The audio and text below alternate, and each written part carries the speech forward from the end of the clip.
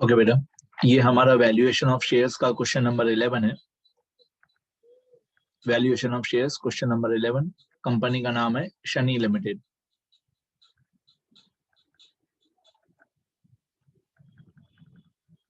तो ये हमारा आंसर 11 और कंपनी का नाम है शनि लिमिटेड। क्वेश्चन नंबर ऊपर नीचे हो सकता है, कंपनी का नाम हमेशा सर्च किया करो। क्या हर साल क्वेश्चन नंबर चेंज होते रहता है, अलग अलग एडिशन में क्वेश्चन नंबर चेंज होते रहते हैं, बट कंपनी का नाम हमेशा सेम रहेगा, अमाउंट्स हमेशा सेम रहेगी। आगे क्वेश्चन रीड करते हैं। The following is the balance sheet of Shani Limited as on 31st December 2011. ये याद रखना 31 December 2011। लाइबिलिटी साइड पे 30,000 equity share of 10 each fully paid up 3 lakh. पहले मैं ये लिखूंगा, यहाँ पे दो टाइप के इक्विटी शेयर्स हैं, तो इनको हम नाम दे देते हैं। ये जो 30,000 वाला है इसको हम नाम दे देते हैं type A. 30,000 equity shares of rupees 10 each fully paid up। 30,000 shares of 10 each fully paid up, इसको हम नाम दे देते हैं टाइप ए। 30,000 into 10 3 लाख। ये fully paid up है तो 30,000 into 10 3 लाख, तो अनकॉल्ड अमाउंट होगा 0। 30,000 into 0 ये अनकॉल्ड अमाउंट हो जाएगा। तो फेस वैल्यू है हमारा 3 लाख, पेड अप कैपिटल भी 3 लाख और अनकॉल्ड अमाउंट हो जाएगा 0। ठीक है, 3 लाख और 3 लाख और 0, ये टाइप ए हो गया।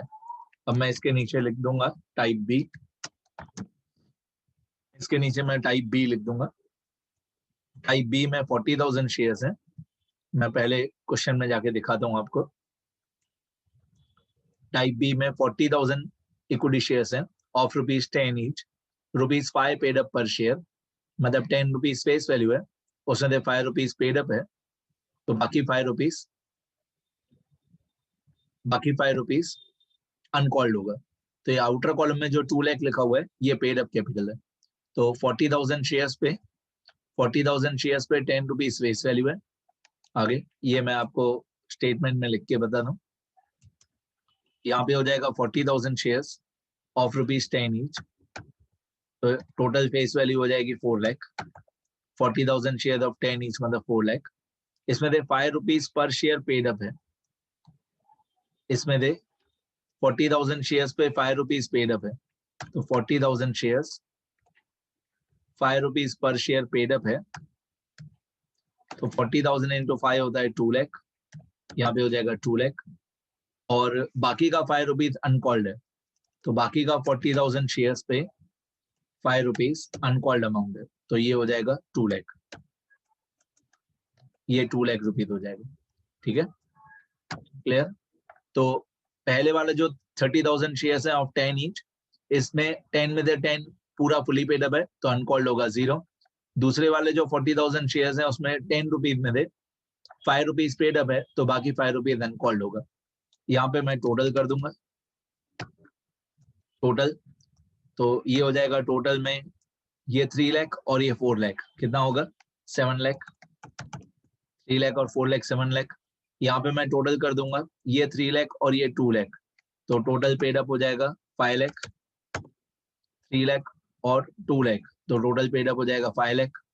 ठीक है, और यहाँ पे मैं कर दूंगा 0 और 2 लाख, ये 0 अनकॉल्ड अमाउंट और ये 2 लाख अनकॉल्ड अमाउंट, तो टोटल अनकॉल्ड अमाउंट हो जाएगा 2 लाख। ठीक है, ये नंबर्स याद रखना, 7 लाख 5 लाख 2 लाख, ये नंबर्स याद करना अच्छी तरह। नेक्स्ट, इसके बाद जो आपको क्वेश्चन में दिया हुआ है ओल्ड बैलेंस शीट में 1010% preference share of 100 etch fully paid up, ये प्रेफरेंस शेयर कैपिटल है। प्रेफरेंस शेयर कैपिटल इस स्टेटमेंट में नहीं आता है। ये जो टाइप ए और टाइप बी वाला स्टेटमेंट था, ये वाला स्टेटमेंट, इसमें प्रेफरेंस शेयर कैपिटल नहीं आता है, सिर्फ इक्विटी शेयर्स ही आता है। आगे फिर आपको लिखा हुआ है general reserve, profit and loss account 15% debentures, general reserve, profit and loss account 13% debentures, creditors, bills payable, provident fund, workers profit sharing fund, workers accident compensation fund, depreciation fund building और machinery का। ये याद रखना, ये थोड़ा typical होने वाला है, बिल्डिंग और मशीनरी का डिप्रिसिएशन फंड। इसके बाद आप लोगों को एसेट साइड दिया हुआ है, एसेट साइड पे दिया हुआ है goodwill, building at cost, machinery at cost, 10% investments against provident fund, ये ट्रेडिंग इन्वेस्टमेंट होगा, और 10% investments interest is taxable and face value is 1 lakh, ये नॉन ट्रेडिंग इन्वेस्टमेंट होगा। इसके बाद स्टॉक दिया हुआ है, ये 1,20,000, सॉरी ये इन्वेस्टमेंट है 1,20,000, स्टॉक दिया हुआ है ये 80,000, मैं एक लाइन ड्रॉ कर देता हूँ, ये स्टॉक है 80,000, स्टॉक 80,000। उसके बाद debtors 1,65,000 minus 15,000 BDR, outer column में 1,50,000, फिर कैश एंड बैंक बैलेंस, फिर बिल रिसीवेबल, फिर प्रीपेड एक्सपेंस, फिर डिबेंचर डिस्काउंट। ठीक है, इसमें से क्या लेना है क्या नहीं वो सब मैं बाद में बताऊंगा, पहले हम लोग एडजस्टमेंट सॉल्व करेंगे। ये थोड़ा ब्लर हो गया इमेज, लेकिन मैं रीड करके बता दूं। यहाँ पे लिखा हुआ है the present market value of machinery is 3,70,000। अब मैंने क्या किया, मैंने सारा फॉर्मेट, पहले मेथड के 7 स्टेप, दूसरे मेथड के 3 स्टेप, और तीसरा मेथड फेयर वैल्यू वाला, उसका 1 स्टेप फेयर वैल्यू का, मैंने सारे स्टेप्स पहले से ही लिख के रखे हैं। ठीक है, अब यहाँ पे फर्स्ट एडजस्टमेंट करें उससे पहले मैं ये देख लेता हूँ लास्ट लाइन में कि कौन सा मेथड पूछा हुआ है।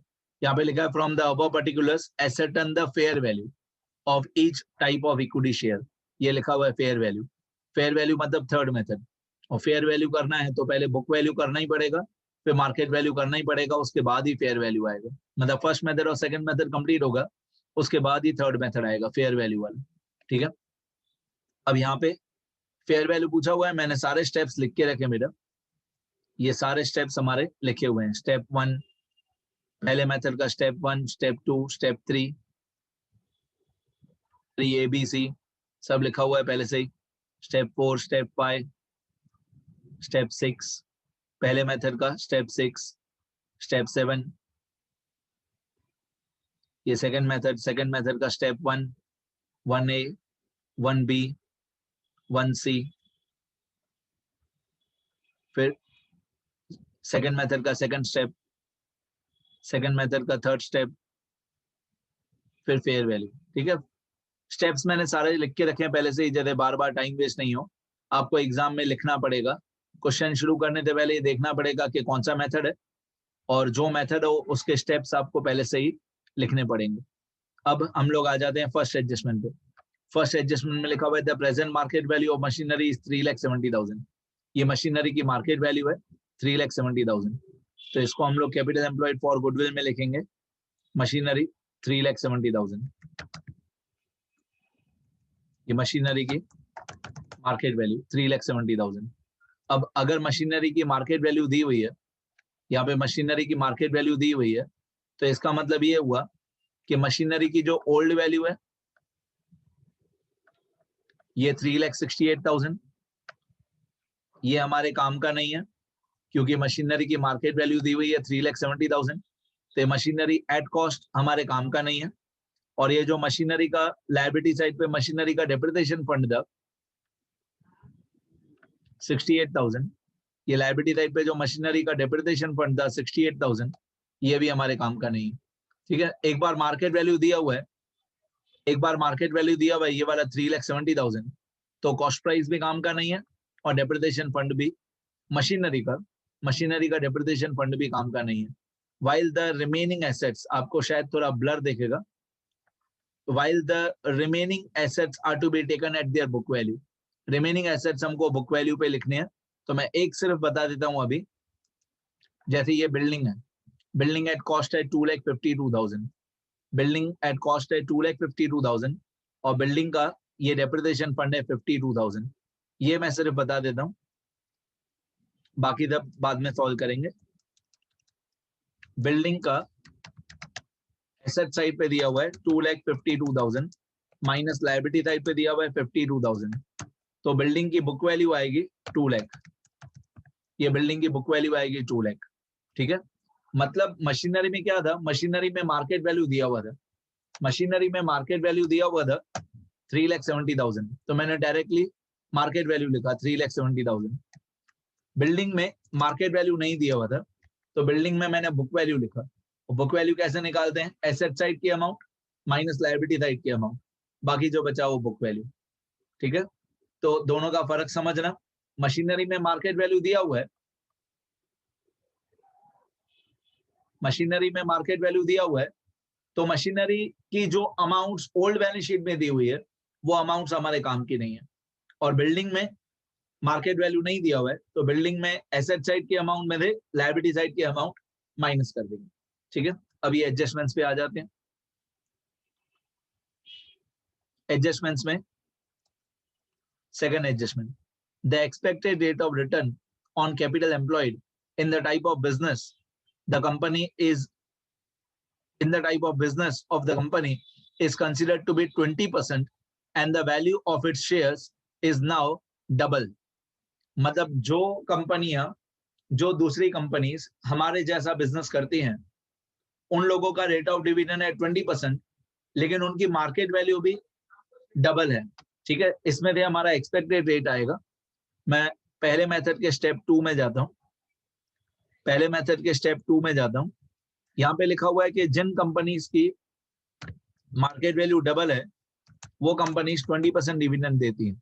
तो आपको सिंपल ऐसे करने का, डबल का 20% तो वन टाइम का कितना, मतलब ट्वाइस का 20%, ट्वाइस का 20% तो वन टाइम का कितना।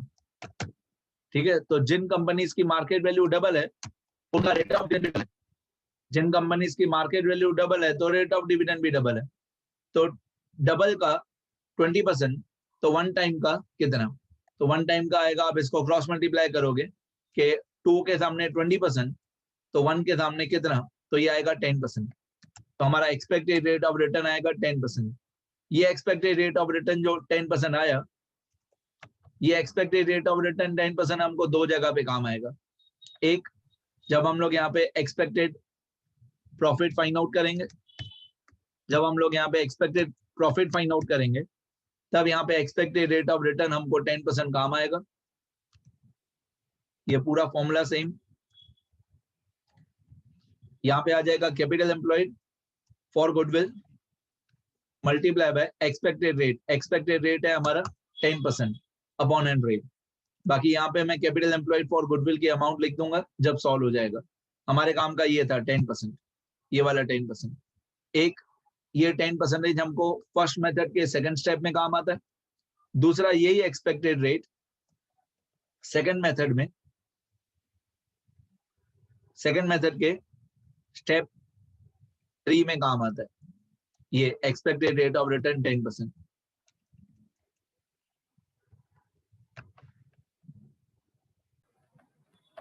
तो एक्सपेक्टेड रेट ऑफ रिटर्न यहाँ पे काम आता है। सेकंड मेथड के स्टेप 3 में यहाँ पे expected rate of return divide हो जाता है। यहाँ पे एक्सपेक्टेड रेट ऑफ रिटर्न जो 10% था उसमें परसेंटेज नहीं लिखेंगे, सिर्फ 10 लिखेंगे। ठीक है, आगे ये सेकंड एडजस्टमेंट, सेकंड एडजस्टमेंट में एक्सपेक्टेड रेट ऑफ रिटर्न था 10%, वो मैंने लिख दिया। फर्स्ट मेथड का सेकंड स्टेप और सेकंड मेथड का थर्ड स्टेप, दो जगह पे 10% काम आएगा। आगे इसके बाद लिखा हुआ है the value of goodwill of the company has been ascertained at ₹80,000। अब गुडविल की मार्केट वैल्यू दी हुई है 80,000। अब अगर गुडविल की मार्केट वैल्यू दी हुई है 80,000 तो सबसे पहली बात here the new value of goodwill is given, that is ₹80,000। So step 167 will be done. मतलब पहले मेथड में, फर्स्ट मेथड जो होता है net asset method, book value method, intrinsic value method, इसमें न्यू गुडविल 80,000 दिया हुआ है, तो स्टेप 1 के बाद सीधा 6 और 7 होगा, बीच वाले स्टेप्स नहीं होंगे। ठीक है, बीच वाले स्टेप्स कब होते हैं? अगर गुडविल की न्यू वैल्यू नहीं दी हो तो सातों स्टेप्स होते हैं। फर्स्ट मेथड में गुडविल की न्यू वैल्यू नहीं दी हो तो फर्स्ट मेथड में सातों स्टेप। यहाँ पे गुडविल की न्यू वैल्यू दी हुई है 80,000, ये 80,000 आएगा फर्स्ट मेथड के स्टेप 6 में, capital employed for shares. Capital employed for shares में यहाँ पे गुडविल की न्यू वैल्यू आएगी 80,000। ठीक है, अभी स्टेप 2, 3, 4, 5 करने की जरूरत नहीं है। ठीक है, मैं डिलीट कर देता हूँ स्टेप नंबर 2 3 4 5। ठीक है, रहने देता हूँ ब्लैंक, चलेगा, ब्लैंक रहने देता हूँ। आगे इसके बाद यहाँ पे लिखा हुआ है एडजस्टमेंट नंबर 4 में the profit of the company after tax. हम लोगों को कभी भी प्रॉफिट आफ्टर टैक्स नहीं चाहिए, हमको हमेशा प्रॉफिट बिफोर टैक्स चाहिए। ये मैं साइड रूल करके लिख देता हूँ, ये थियरी वाले पेजेस में लिख देना बेटा, मैं साइड रूल करके लिख देता हूँ कि हम लोगों को हमेशा प्रॉफिट बिफोर टैक्स चाहिए। We should always start with profit before tax। ठीक है, if profit after tax is given then we should find profit before tax। हम लोगों को हमेशा प्रॉफिट बिफोर टैक्स चाहिए। अगर कभी क्वेश्चन में प्रॉफिट आफ्टर टैक्स दिया हुआ है तो हम उसमें से पहले profit before tax find out करेंगे। हमको हमेशा प्रॉफिट बिफोर टैक्स चाहिए, ये थियरी वाले पेजेस में लिख देना बाद में। आगे ये दिया हुआ है the profit of the company after tax at 50% for the last 3 years are as under 2009 10 11 95 85 105। ये नंबर्स याद रखना, एक तो 2009 10 11 फिर 95 85 105 नंबर्स याद करना, 95 85 और 105।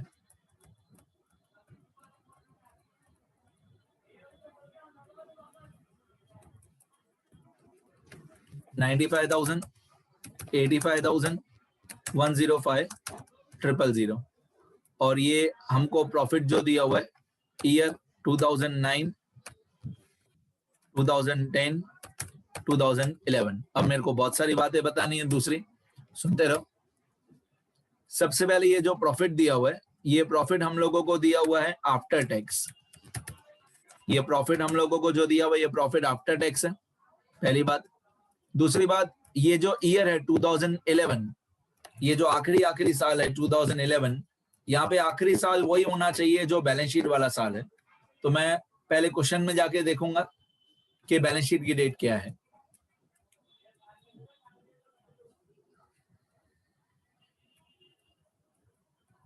बैलेंस शीट की डेट है 31 दिसंबर 2011, सही है। और हमको प्रॉफिट का जो आखिरी साल दिया हुआ है वो 2011 ही दिया हुआ है, राइट।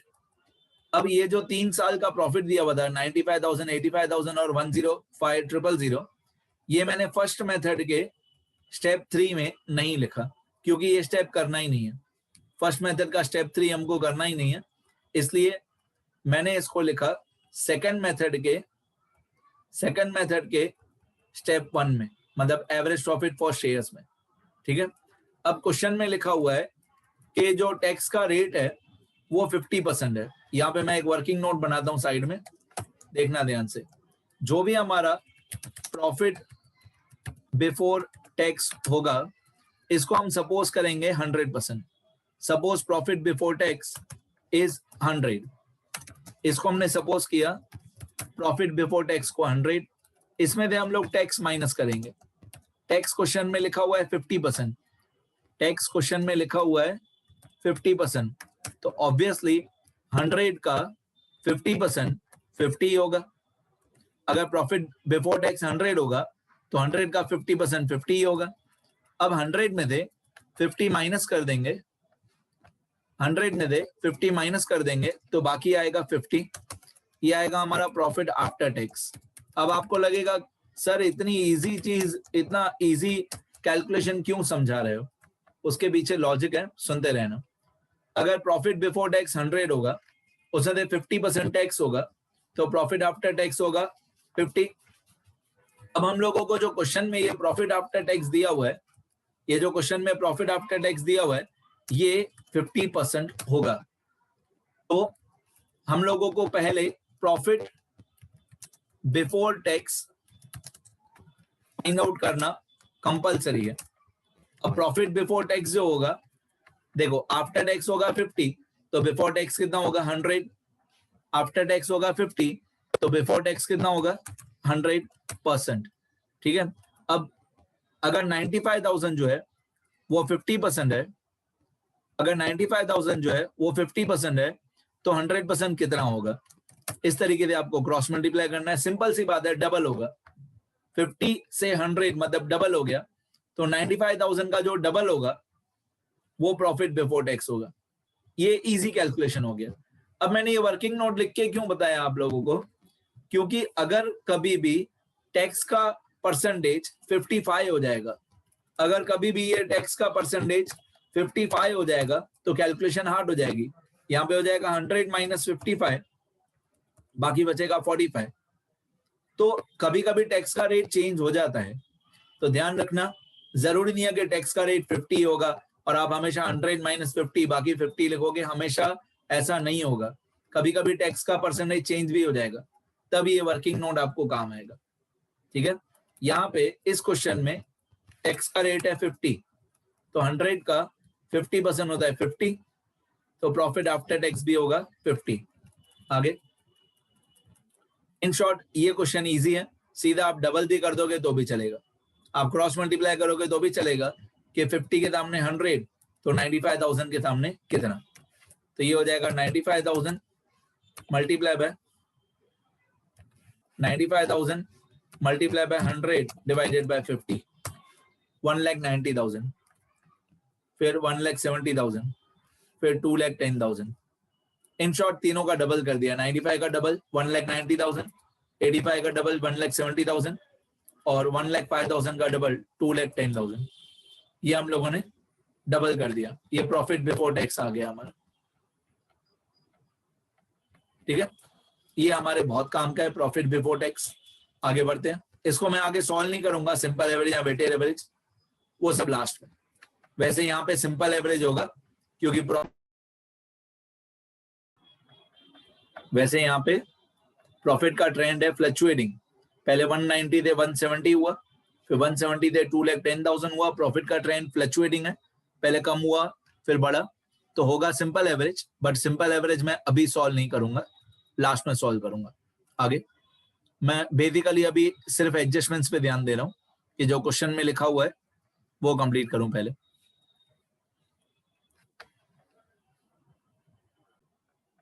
तो मेरा मेन पर्पस ये था कि मैं पहले एडजस्टमेंट सॉल्व करूं।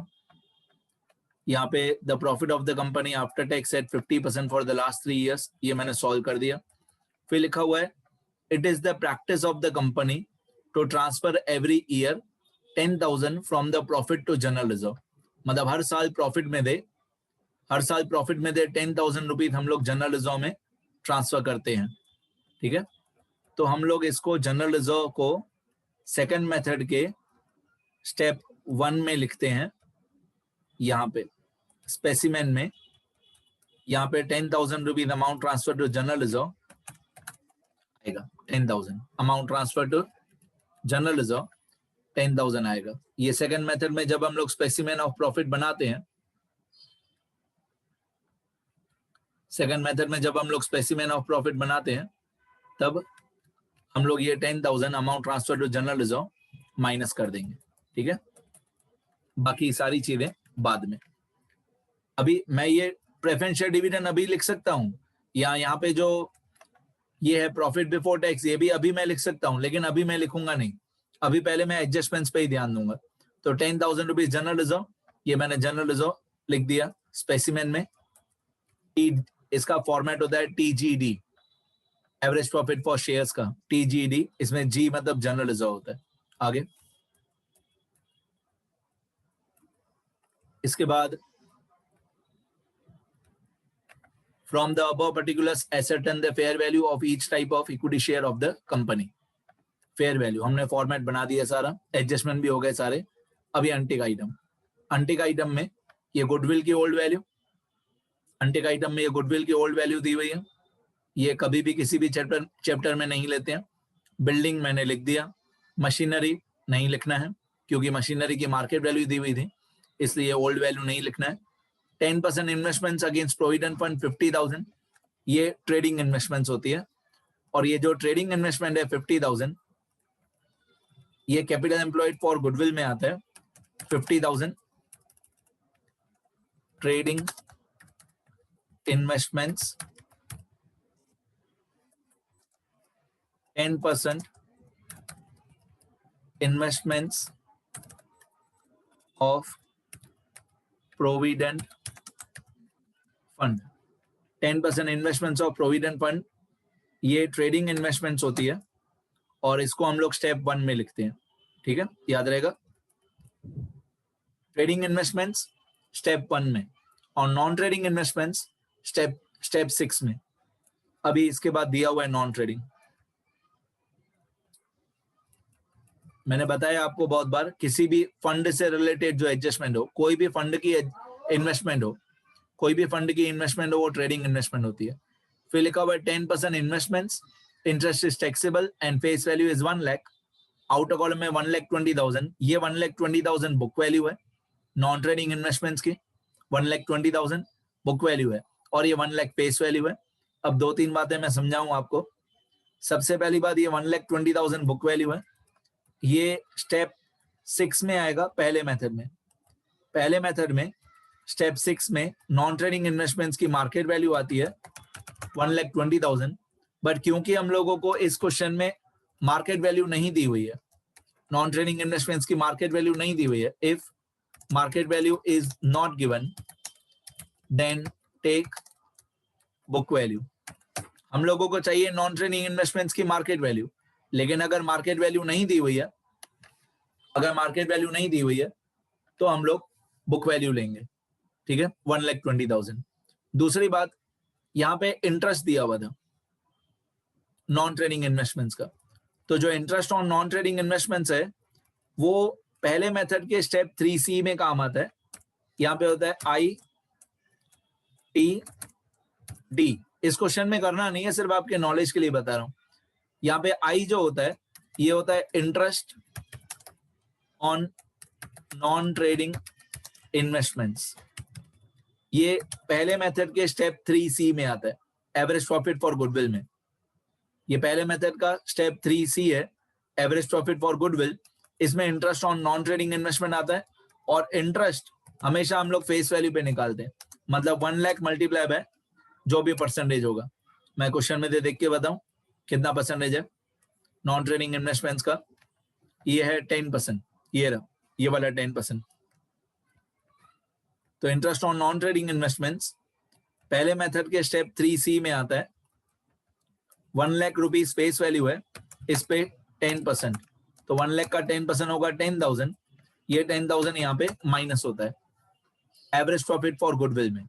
हमको ये स्टेप करना नहीं है, सिर्फ आपके नॉलेज के लिए मैंने लिख दिया कि ये एवरेज प्रॉफिट फॉर गुडविल में जो ITD फॉर्मेट होता है, उसमें I फॉर होता है interest on non trading investments, ये माइनस होता है स्पेसिमेन ऑफ प्रॉफिट में पहले मेथड में. और मेरे को ये बताना था कि इंटरेस्ट जो है वो फेस वैल्यू पे कैलकुलेट होता है. इंटरेस्ट जो है वो फेस वैल्यू पे कैलकुलेट होता है, 1 लाख पे 10%. ठीक है, तो आज के बाद ऐसे याद करो कि नॉन ट्रेडिंग इन्वेस्टमेंट्स का इंटरेस्ट पहले मेथड के स्टेप 3C में काम आता है और नॉन ट्रेडिंग इन्वेस्टमेंट्स की market value, non trading investments की मार्केट वैल्यू पहले मेथड के स्टेप 6 में काम आता है. याद रहेगा. चलो एक और साइड रूल बताता हूं, सुनना ध्यान से. लिख के देता हूं जैसे हमेशा के लिए आपके लिए इजी हो जाए. पहला काम, इंटरेस्ट और dividend on trading investments. Interest और डिविडेंड ऑन बहुत बार दिया हुआ होता है. On trading investments is not recorded anywhere. Trading investments का इंटरेस्ट और डिविडेंड कहीं पे भी रिकॉर्ड नहीं होगा. वैल्यूएशन ऑफ गुडविल में भी नहीं, वैल्यूएशन ऑफ शेयर्स में भी नहीं. अब non trading investments, market value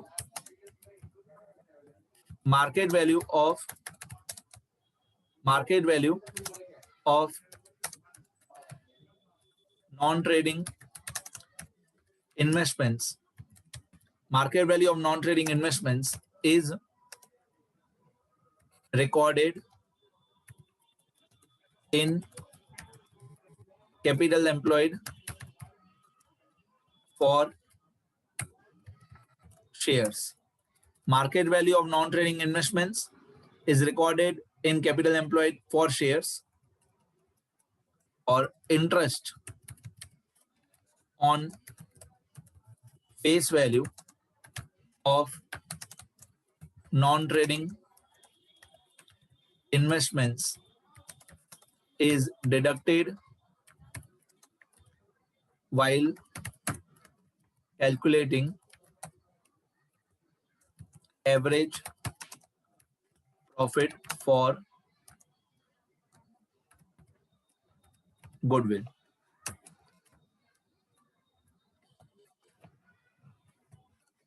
ठीक है, तो कौन सी चीज कहां पे काम आती है सब मैंने आपको लिखा दिया।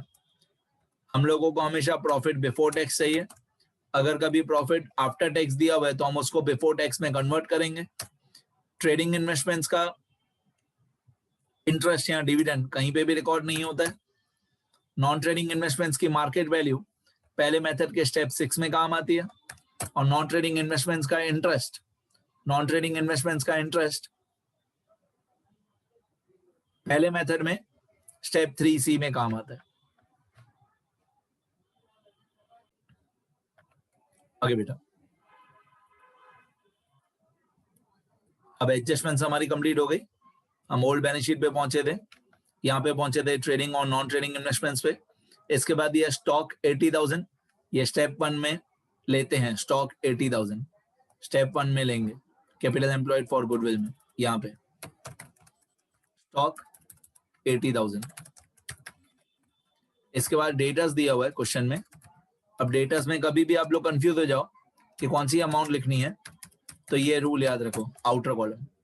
डेटर्स में क्या, क्वेश्चन में डेटर्स में दो अमाउंट दी हुई है। इनर कॉलम में 1,65,000, फिर बीडीआर माइनस किया हुआ है 15,000, फिर आउटर कॉलम में 1,50,000। तो कभी भी कंफ्यूज हो जाओ तो ये चीज याद रखना, आउटर कॉलम। तो डेटर्स का आउटर कॉलम में 1,50,000, डेटर्स 1,50,000।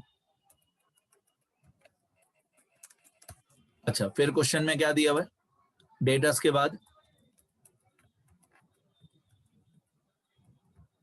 बाद क्वेश्चन में दिया हुआ है कैश एंड बैंक बैलेंस, ये लेंगे। बिल रिसीवेबल ये भी लेंगे। प्रीपेड एक्सपेंस लेंगे, डिबेंचर डिस्काउंट नहीं लेंगे। कैश एंड बैंक लेंगे, बिल रिसीवेबल लेंगे, प्रीपेड एक्सपेंस लेंगे, ये 3 लेंगे, डिबेंचर डिस्काउंट नहीं।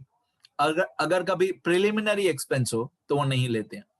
प्रिलिमिनरी एक्सपेंस नहीं लेते हैं, लेकिन प्रीपेड एक्सपेंस लेते हैं। फर्क समझना, प्रीपेड एक्सपेंस लेंगे क्योंकि प्रीपेड एक्सपेंस करंट एसेट होता है।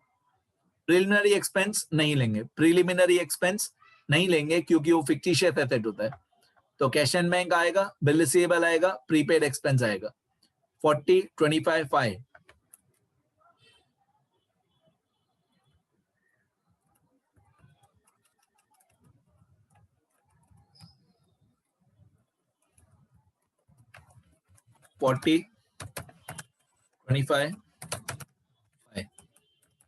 तो यहाँ पे हम लेंगे कैश एंड बैंक बैलेंस लेंगे, बिल रिसीवेबल ये भी लेंगे, बिल रिसीवेबल, प्रीपेड एक्सपेंस भी लेते हैं, डिबेंचर डिस्काउंट नहीं लेंगे, और अगर कभी प्रिलिमिनरी एक्सपेंस हो वो भी नहीं लेंगे। अब इसके बाद liability side, old balance sheet.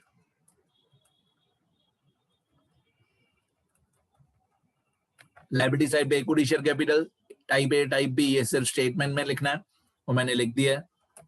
फिर ये 1,000 10% preference share of 100 each fully paid up 1 lakh. तो प्रेफरेंस शेयर कैपिटल लायबिलिटीज में आता है, ये वाला 1 लाख लायबिलिटीज में आएगा, लेकिन इज्जत दे के अलग से लायबिलिटीज में इसको माइनस करेंगे 1 लाख को। स्टेप 1 में लायबिलिटीज में आएगा ये 1 लाख।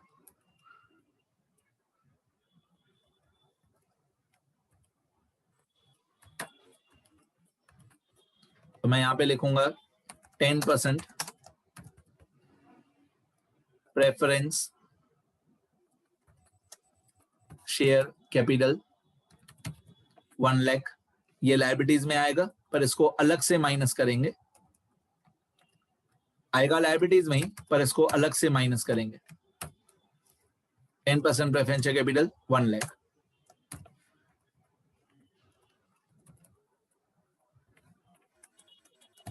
ठीक है, अलग से माइनस करना है। इस वीडियो लेक्चर में सब कुछ पूरा आंसर तो कंप्लीट नहीं होगा, लेकिन नेक्स्ट वीडियो लेक्चर में मैं पूरा आंसर कंप्लीट करूंगा और लिखने का टाइम भी तभी दूंगा। इस वीडियो लेक्चर में तो कुछ भी लिखना नहीं, समझने के लिए सही है। लायबिलिटी साइड मेरा बाकी है, वो कंप्लीट करके पूरा कैलकुलेशन कंप्लीट करूंगा मैं स्टेप बाय स्टेप। इस वीडियो लेक्चर में तो कुछ भी लिखना नहीं, हाँ समझने के लिए सही है। अब समझने के लिए पूरा ये वीडियो फिर से देख सकते हो, बाकी लिखने का टाइम मैं नेक्स्ट वीडियो में दूंगा। अभी आधे में ये क्वेश्चन, अभी कुछ लिखना नहीं, अभी कुछ लिखना नहीं। मैं सिर्फ स्क्रॉल कर देता हूँ एक बार, ये वीडियो आधे मिनट में कंप्लीट हो जाएगा। कुछ लिखना नहीं है अभी आपको, नेक्स्ट वीडियो लेक्चर में बनाऊंगा, उसमें पूरा क्वेश्चन कंप्लीट करूंगा तब लिखना।